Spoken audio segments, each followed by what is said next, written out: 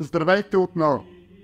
В това видео, което е втората част на предното видео за ръкавиците, предното видео ви показах ръкавиците, които може да използвате за фехтовка, а в това видео ще ви представя ръкавици, които могат съответно да се използват за исторически възстановки, конкретно средновековни исторически възстановки. Всъщност това са ръкавиците, с които разполагам. И сега нека да започнем.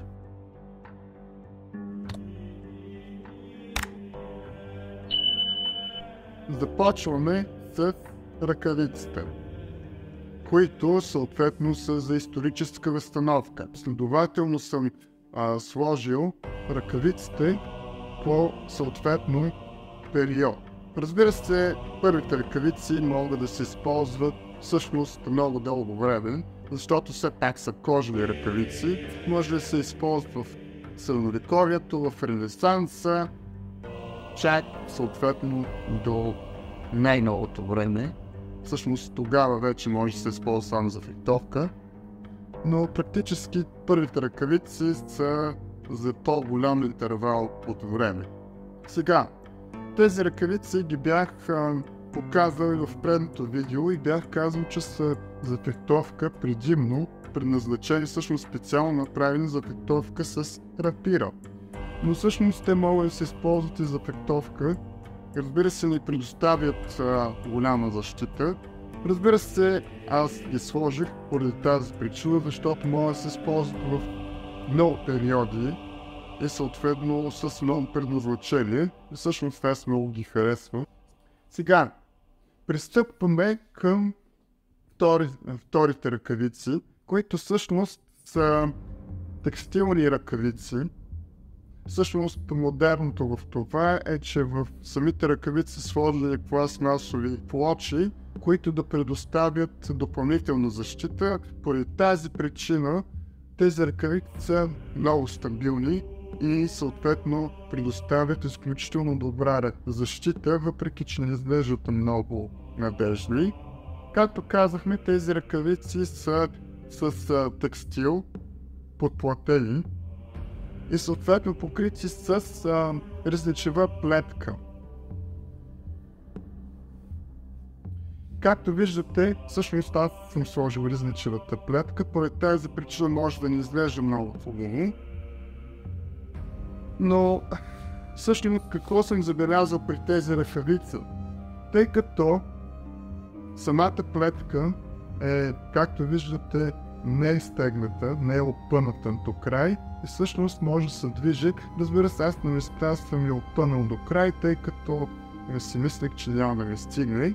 Но всъщност, ако вие решите да правите такъв вид ръкавици, запомнете, че плетката не трябва да е разпъната или опъната до край, защото самите хълки се разпъват. Всъщност, когато има това движение в хълките, когато бъдете ударени в ръкавиците, хълките се разместват, тъй като не са много стегнати и всъщност част от силата на удара, от инерцията на удара, съответно се разтегва.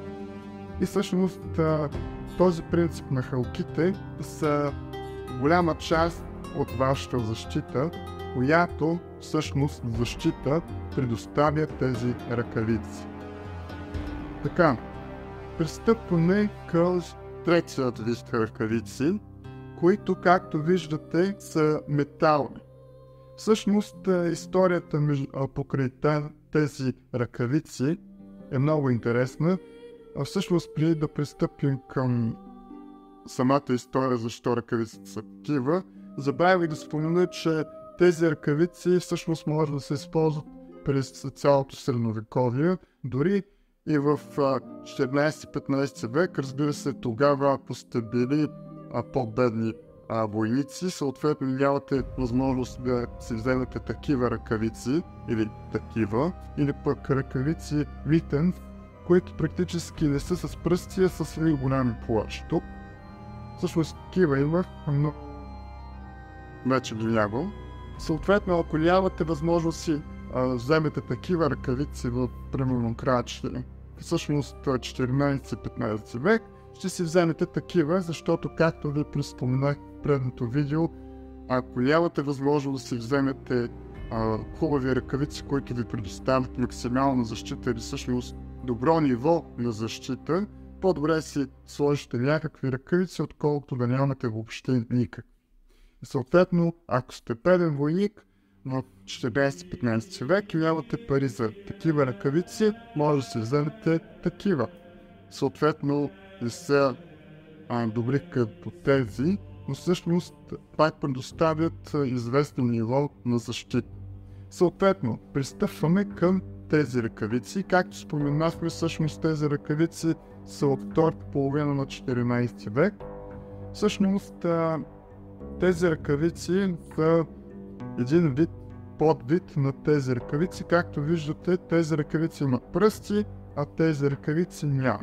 Разбира се, аз като ги взех тия ръкавици, тези конкретно, имаха пръсти и всъщност пръстите седят в един кашон, там в един ъгъл, но тъй като исках да ги използвам, а не просто да ги хвърнем, защото още в първата възстановка, в която участвах с тях, противникът ми, не знам защо, не знам каква е причината, но го раздаваше много хардкор и съответно всъщност той ми нанесе много щети.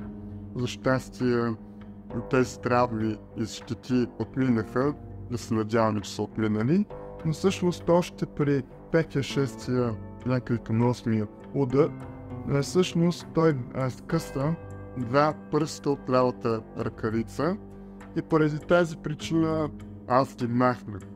И търсих начин да ги залетя обратно, дори по-здраво, но всъщност се оказа много голяма играчка. И тъй като не ми се занимаваше, признавам си, не ми се занимаваше, махнах всички пръсти, освен този, тъй като палеца е хубаво да бъде защитен. Ги махнах и направих ръкавица без пръсти, съответно ако реша да пресъздавам по-беден войник. И всъщност това не е нещо, което аз добавих, е този кожен ремък, тъй като без него самата ръкавица, съответно ръката ви пада, това се вдига нагоре, след това като падне ви удра пръстите, не е приятно. И всъщност добавих този кожен ремък, който се вижда и при тази ръкавица. И съответно смея да твърдя, че ми се получиха много добре. И както съм споменавал, дори да не се получи добре, няма по-голямо удоволствие от това да сътворите нещо със собствените си ръце. И все пак много се радвам, че не ги хвърлих тези ръкавици и че не ги продадах на много по-ниска цена, отколкото съм ги взел. И съответно сега ги ремонтирах, преди един месец всъщност ги ремонтирах и вече мога да ги използвам, както виждате. И всъщност те предоставят доста добра защита. Така, ще ни обърнем така, за да може да виждате ръкавицата отпред и отзад. Съответно вече пристъпваме към последният вид ръкавици. Разбира се, последният вид ръкавици, с които аз разполагам, защото, както ви споменах, вече се появяват ръкавици и без пръсти, които покриват цялата ръка, които са още по-надежни, между другото. И всъщност тези ръкавици аз много си ги харесвам. И всъщност са абсолютно същите като тези, но всъщност малко по-украсени, както виждате. И всъщност тук прикидата,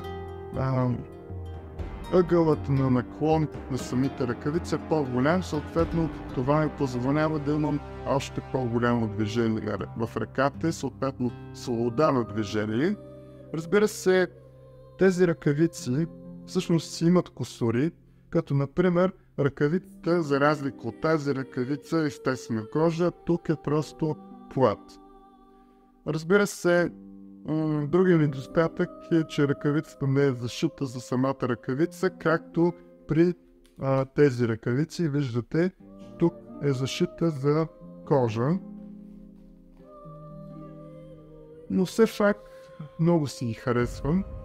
И като изключим пръстите, защото тъй като всеки пръст е покрит по-отделно, всъщност с този вид ръкавици пръстите ви са много уязвими. Всъщност тези ръкавици са много по-добри от тези, защото дебелината на ръкавиците тук са 2 мм, тук е 1,5. И съответно, както виждате, тук има меса, който покрива съответно металната част на ръкавицата и става още по-дебела. И както виждате, са толкова декорирани, че е срамота да се сражавате с такива ръкавици, но все пак аз ще се сражавам, ако, разбира се, имам такава възможност. И двата вида ръкавици, както ви казах, са почти еднакви, или поне видът им е еднакъв. Всъщност декорацията само им е различна и всъщност двата вида ръкавици са от Милано, италиански. Съответно са датирани 1380-90 година, като вече в 15 век се появяват тези метални ръкавици, които покриват целите ви пръсти, а не всеки пръст по-отделно и предоставят много по-добра защита. Малко се отклоних от главната тема, но както виждате, тези ръкавици, както бях споменали, могат да се използват от средновековието чак до Първата, Втората световна война, но там вече Втората световна война повече за фехтовка и такива дейности. Тези ръкавици отново могат да се използват през цялото средновековие. Вече в 14-15 век, ако вие сте беден войник, може да нямате пари за такива ръкавици, съответно може да използвате ризничеви ръкавици, които предоставят наистина много добра защита. Съответно тези ръкавици се наричат съответно fingerless gloves или gauntlets. Тези ръкавици са за по-беден войник, съответно по-заможните войници са ги използвани в 14 век, защото все пак виждате колко голяма част от ръката ви се покрива. Просто няма пръсти. Вече в 15 век, ако нямате пари за такива ръкавици или съответно ръкавиците без пръсти, взимате такива. Ако все пак нямате пари за такива, взимате ризличеви. Ръкавици с ризличева плетка. И съответно тези ръкавици са от същия период, както тези, всъщност дори са от едно и също място, от Милано, но всъщност това са ръкавици, с които аз разполагам. Надявам се видеото да ви е харесало. Ако е така, харесайте и самото видео. Споделете го с вашите приятели. И ако имате някакви впечатления, критики или предложения за видеа, може да ги напишете в секцията за коментари под видеото. Благодаря ви, че отделихте време да изгледате това видео. Това означава много за мен. Ако все още не сте абонат на моя канал, ще се радвам да се абонирате. Приятен ден и до нови срещи!